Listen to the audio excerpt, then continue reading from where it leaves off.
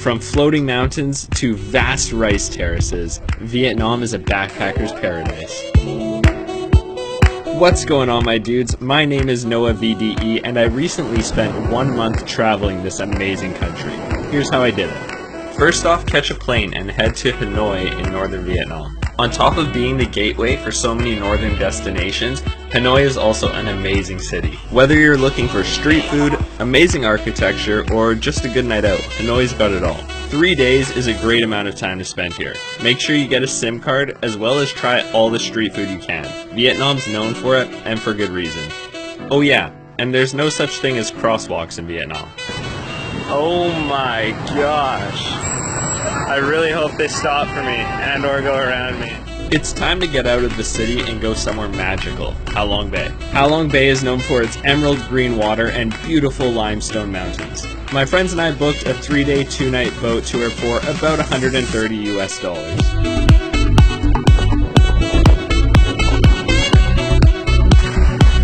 Boating, kayaking, and swimming through these mountains was unreal. The tour included 1 night sleep on the boat where we got to watch a thunderstorm, and then 1 night in a set of private bungalows on an isolated island. Perfection. After the Ha Long tour, head back to Hanoi and book a tour to Sapa. Sapa was one of the highlights of my entire 4-month trip. We did a 3-day, 2-night trek through the rice paddies, staying at locals' homes. We cooked a traditional Vietnamese meal, we drank rice wine, and we went cliff jumping.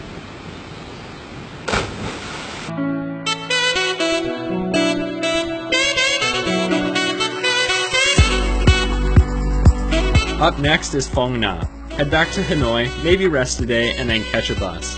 I actually never made my way out to Phong Nha, but it's the one change I would have made in my itinerary. Home to these vast caves and big rolling mountains, Phong Nha's geography is super unique. I'd spend 3 days there, then hop on a bus and head to Hue.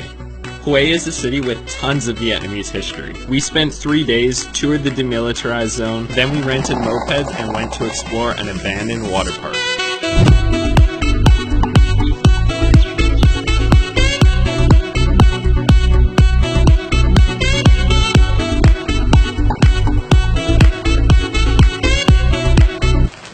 Oh yeah, that's abandoned. There's trees in the slide. Trees in the sliding zone. Before you say goodbye to Hue, make sure you find some friends, have some banh mi, and go sing karaoke. After some terrible singing, you should rent mopeds and take the Hai Van Pass to Hue An.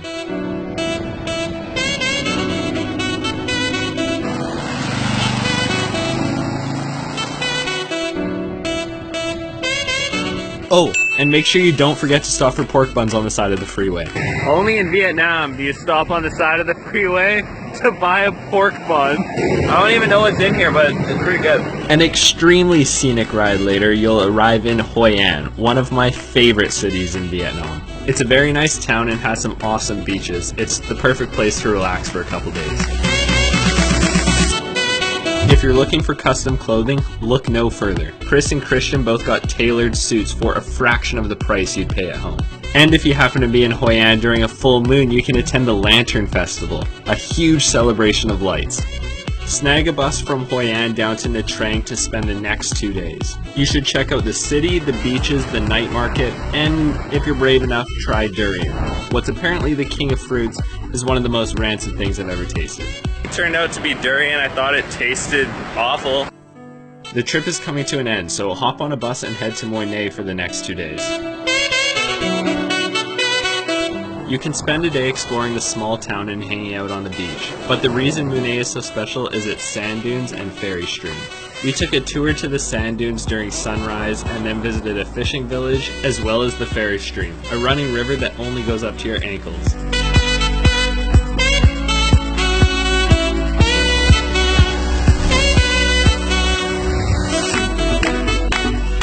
So tranquil and peaceful. I think that's the best way to describe it. And on to our last destination, Ho Chi Minh City.